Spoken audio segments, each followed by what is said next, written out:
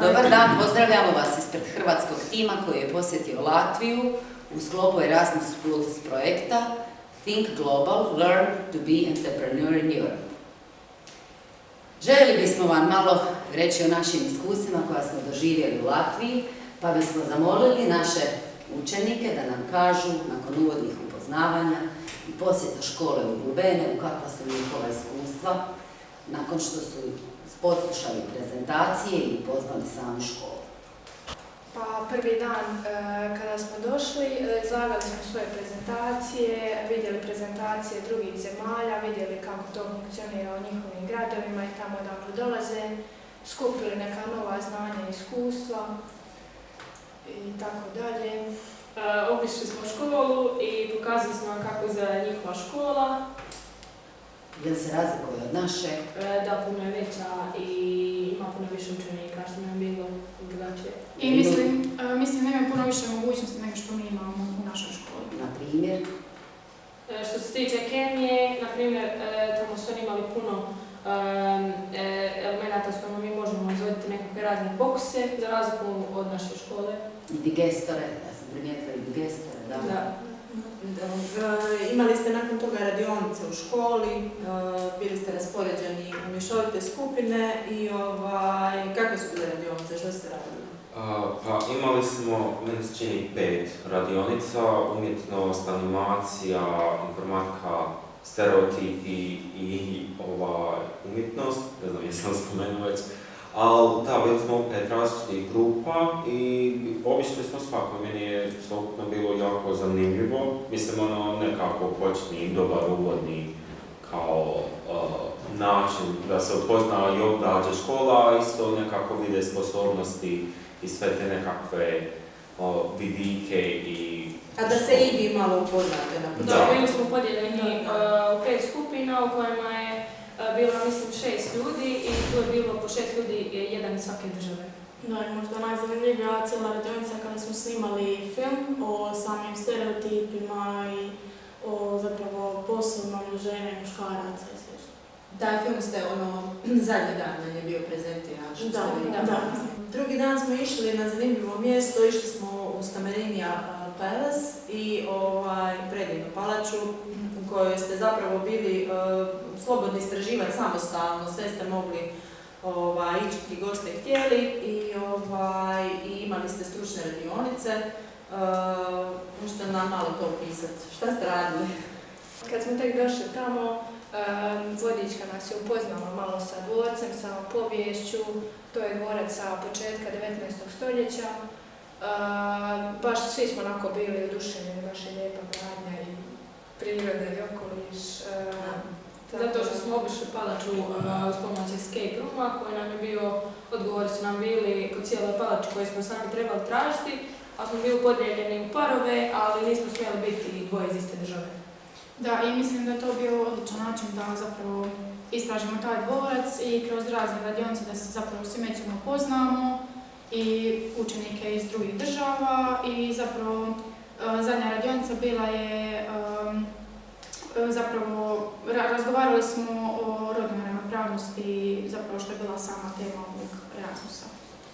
I također smo učili nekakve kao teme i načine da se upoznamo s novim ljudima, primjerice imali smo kao vježbe icebreaker i kako upoznali smo malo osobi dvije istine, laž, primjerice i tako u tom smislu. I to mi je isto bilo fora jer je nas je nekako prisililo jer već mislim mi ne imamo kao zajednički jezik osim engleskog, osim onih posebnih zemalja, pa mislim da je to bio nekako baš da nas je prisililo da se nekako snalazimo s engleskim, pogotovo ovako oni koji možda i nismo baš. Da, i na kraju smo imali svi kao nekakve svoje prezentacije, to je samo reći te plakate s kojima smo predstavili kao svoje nekakva stavove o ravnopravnosti žene i muškaraca općenito. A jeste li išli još po gradu, možda na neka mjesta pa ste utvrđivali kako su ljudi informirani o rodnoj ravnopravnosti? Jeste li došli do nekih novih spoznaja? Posjetili ste, mislim, policijsku postaju i upravu grada Glubena. Kakva su iskustva? Bili smo dakle podijeljeni u 5 različitih skupina, onih istih s početka zapravo samog projekta. I svaka grupa imala zapravo različitu prezentaciju na koju je išla. Ja sam recimo išla u cvjećaru, Ivana je išla u knjižnicu, netko je išao u općinu, netko kod veterinara i tako dalje.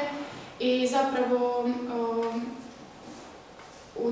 kroz te različite djelatnosti zapravo smo utvrđivali kakva je situacija što se tiče spolne ravnopravnosti u tim djelatnostima. I što ste zamijetili, jeste li došli do nekih zaključaka? Pa, ja sam išla u općinu i pričala smo sa menadžericom, izvršnom menadžericom tog projekata i zapravo kroz razgovor s njom zaključili smo da je sada puno bolje stanje što se tiče ravnopravnosti među spolovima i da se još mogu vidjeti neke manje razlike, ali da je sve u svemu to ide nabolje. Ja sam išla u policiju i nama su rekli da uopće nije bitno je se u te muškarac ili žena, više je do otvorenih mjesta koji se pružaju radnicima. Naprimjer, ako nema upravnika policije, ući će ili žena ili muškarac, nije uopće bitno. Da, kao što je Paula spomenula, ja sam bila u knjižnici. Tu smo zapravo u intervjuu primijetili da općenito u knjižnicama imamo više zaposlenih žena nego muškaraca i to je to zapravo. Ali rekla bi da ta ravnopravnost opet ovisi o djelatnostima, jer recimo kod mene, u njihovim djelatnostima, situacija možda bila ravnopravna, ali recimo kod mene nije bila.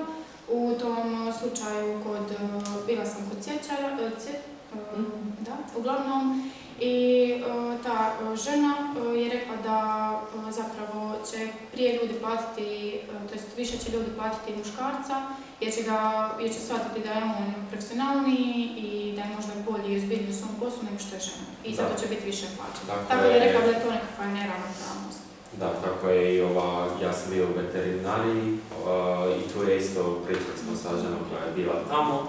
I ona je isto rekla da je više da nije više problem u tome zapošljivanje žena i muškarca, da je to više manje podjednako, ali da je postoji ta stigma među narodom, da se više nekako vidi muškarca kao nekoga profesionalnijeg, strože koji će obaviti posao kako treba. Kao odgovorniji. Da, a dok su žene više nekako zamišljaju se kao neke nježnije i tako, a isto je spomenula što mi je bilo zanimljivo tu nekakav diskriminaciju protiv samih godina, gdje je primjerica ona koja je bila veterinarka, pacijenti su mislili da je ona medicinska sestra samo zato jer je bila mlađa od žene koja je zapravo bila medicinska sestra i tako je dok je bila u mlađim godinama to iskustva i mislim da je to isto meni bilo bolostno zanimljivo saznati. Tamo smo pred kraj, biti ne pred kraj, ali 3. ili 4. dan, smo posjetili nekakve centre i udruge u kojima borave osobe sa poteškoćama. Prvo smo išli u Svekis školu, Sveki Basic School, koja je prilično izvan grada, onako je dosta odvojena i tamo borave zapravo djeca s poteškoćama u razvoju i upoznali smo se s njihovim rutinama i onime čime se oni okupiraju cijeli dan. Zapravo shvatili smo njihov način života, te smo sami iskusili te neke aktivnosti, izrađivali smo sebi ogrlice, urezivali bi na njih oblike kojeg smo htjeli, pravili kolače i tako dalje. Mislim da je to onako bilo jedno odlično iskustvo zato što mi toga nemamo baš u našem gradu, ali bi istakla i na taj nedostatak možda što je nekako svi ti učenici su izdvojeni i izolirani i bilo bi možda bolje da su nekako u zajednici, onako možda bi to bilo kao prihvatljivije, ali to je izolirano kao nekakav nedostatak. A jeste li primijetili kad ste posjetili daycare centra potrebu tih osoba za većom uključivošću u društvu? Da, oni su također bili jako sretni što su nas vidjeli i isto smo radili ja mislim, pito od jabuka i džemove i igrali smo igre s njima i bili su oduševljeni kad su nas vidjeli. Ali isto im u jednom trenutku bude previše, oni su se malo prepadali pa oni na svoju ruku dođu nekako i kako sudjeluju s vama. Mislim da je dobra stvar što nisu vezani za neke aktivnosti, što mogu raditi nešto kad žele, mogu otići se odmoriti, mogu, mislim da je jako dobar koncept cijelu ustanovu. I to nisu samo djeca, tu su i... Tako, tu su svi rodovni stupi. A recite, molim vas, osim ovog svega što ste sad izlagali, sudjelovali ste u aktivnostima, o biznis modelima. Ili mislite da ste usvojili neka nova znanja? Jeste li ikada razmišljali o tome kako napraviti nekakav biznis plan? Sad neku ideju, kako sad to napraviti, nešto od toga da to kao bude nešto, da ima neku težinu kao što ste zapravo učili ovdje kroz ovaj projekt? Pa ja sam se uvijek tako razmišljala kad bi vidjela te neke start-upove ili tako neke ideje, kao kako oni dođu do tih ideja, kako smisle, po kojim koracima, uvijek onako to interesiralo. I baš smo kroz ovaj projekt nekako ta znanja dobili, jer zapravo učitelji i voditelji projekta su nam baš to olakšali, dali su nam te neke korake, takve smjernice po kojima to možemo raditi. I mislim nakon da smo u skupini obavili dosta dobar zadatak i dobili uvid u sve to kako bi to mogli zapravo mi sami. Znači u budućnosti se možemo nadati da ćete nam biti u biznisu pokretači različitih biznis modela. Što se mene tiče, ja zapravo nisam uopće mislio, ja sam kontono počnem tvrtku i puno para, eto dobije.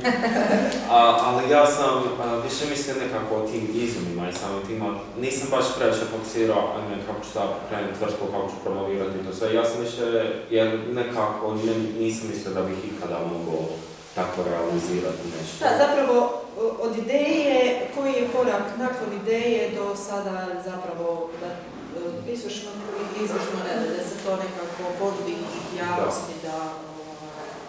I definitivno nisam išao da je ideje. Koje su vam bile teme vaših biznis modela? Nama je bila aplikacija koja će pomoći ženama kao sa njihovim psihičkim stanjem, ako se osjećaju ugroženim stanjem muškaraca ili nešto slično. Nama je bila isto aplikacija o ženama koja će im pomoći u bilo kakvom trenutku ako ne trebaju neku pomoć. Naša aplikacija je bila za žene koje, to je zapravo za roditelje koji imaju puno obaveza i žele svoje dijete ostaviti u sigurnim rukama pa da tu mogu svakodnevno naći rješenje. A slobodno vrijeme, što ste radili u slobodno vrijeme, jeste upoznali malo kulturu Latvije? Da. Pa evo, ja bih rekla da zapravo ono što će nam, mislim, pored ovog svega i škole i tih radionica, mislim da će nam najviše ostati u sjećanju ti naši zajednički trenuci, naše slobodno vrijeme koje smo imali i zapravo pohvalila i sve roditelje i sve učenike koji su nam zapravo uljepšali to slobodno naše vrijeme i mislim da stvarno svi imamo neke lijepe uspomene, na primjer. Stvarno smo imali svi ta nekakva druženja, svi smo baš bili povezani, upoznali smo baš i njihovu kulturu i to sve. I recimo imali smo zadnji dan, to je bio petak, zapravo ples, njihove tradicionalne plesove u školi, došli su roditelji, probali smo njihova tradicionalna jela i tako svi smo se družili i mislim da je to najljepša uspomena koju pamtim. Da, definitivno nešto što Da, definitivno su se učenici potrudili da svaki dan nekako budemo, nešto radimo. Da nismo samo da samo radimo radionice. To mi je nešto što definitivno cijenim. Ali ste ipak kroz radionice i neke vještine savršili, pa možete li o tome nešto reći? Mislim... Što mislite da ste unaprijedili? Ja bih rekao da sam ja unaprijedio svoje nekako socijalne vještine, da sam nekako počnem pričati sa drugim ljudima, jer je to definitivno meni malo bilo strašno i nekako. Strano, da. I engleski isto, zato što smo cijeli dan bili u skupinama bez jednog Hrvata i trebali smo cijeli dan učiniti i kad smo došli u obitelji pričati cijelo vrijeme na engleskom, nismo nikako mogli koristiti naš jezik. I rad u skupinama također, u nekim grupama gdje smo mogli saslušati tuđe ideje, predložiti svoje.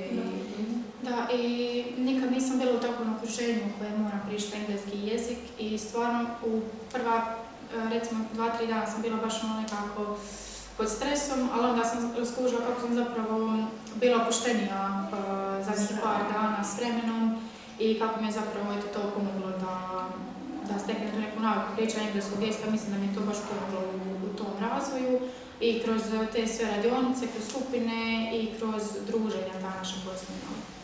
Da, i posebno mislim da i mi se povećala nekakva kreativnost, tiče smišljanja tih samih nekakvih i biznis planova i drugih ideja. Porasla vam je i samopouzdanje. Da, jedna dobra žena pohvala, na primjer, sa obiteljima koje nisu baš dobro znali engleski, pa sam nekako pokušavao čak na latvijski, malo prič, to je isto bilo malo smiješno. Znači, osim engleskog i Da, da, definitivno su lijep, kulturni i ljudi, to je isto jako velika utjecala doživljaja sami. Da. Eto, hvala vam puno. Hvala vam, da, što ste podijelili s nama vaše iskustvo, a i sa našim drugim kolegama i partnerima u projektu. Vidimo se neki drugi put. Vidimo se.